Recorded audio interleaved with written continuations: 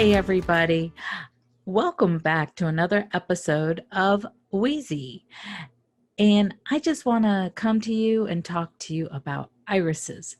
Yes, I know irises bloom in the springtime, but you know what? The best time to take care of them is now in the late summer or early fall. Go ahead and dig them up and divide them.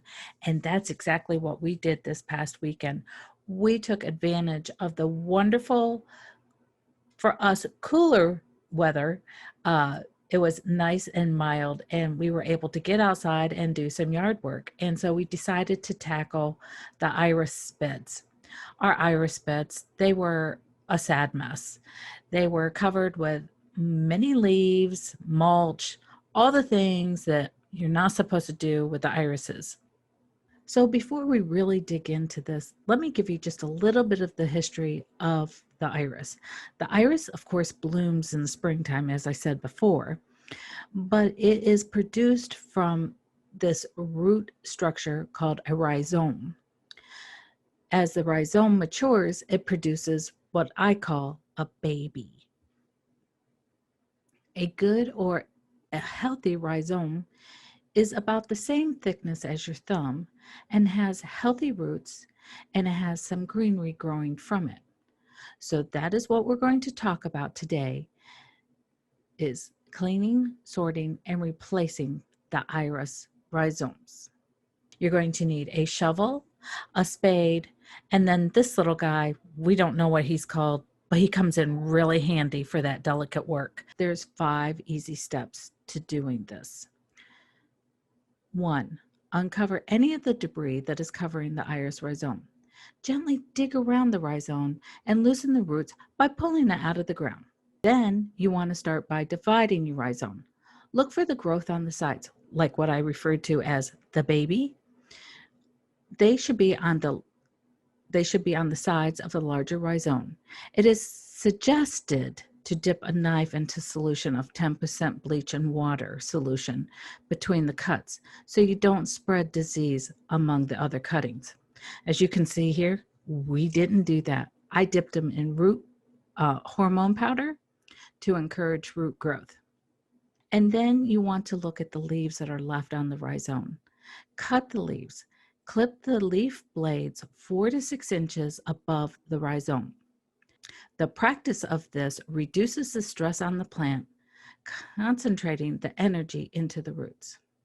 Now we get to go to the fun part, replanting them. So pick your areas where you want to move and replant the iris. Look for an area that will receive 4 to 6 hours of sunlight. Loosen up your soil to make a nice bed for your rhizomes. Start laying your rhizomes 12 to 16 inches apart with the roots to the ground, and all the green fans will face in the same direction. Next, cover the roots, particularly the fragile roots, the new roots that you see coming out of the rhizome. But leave most of the rhizome exposed. And the big thing is this is not the time to add mulch over the top. The irises don't like it, and they will not do well. So there you go. That is how you do this. Now, the same goes if you are planting new iris rhizomes or any kind of rhizome, different types of tulips and perennials. This is the perfect time of year to really plant those plants.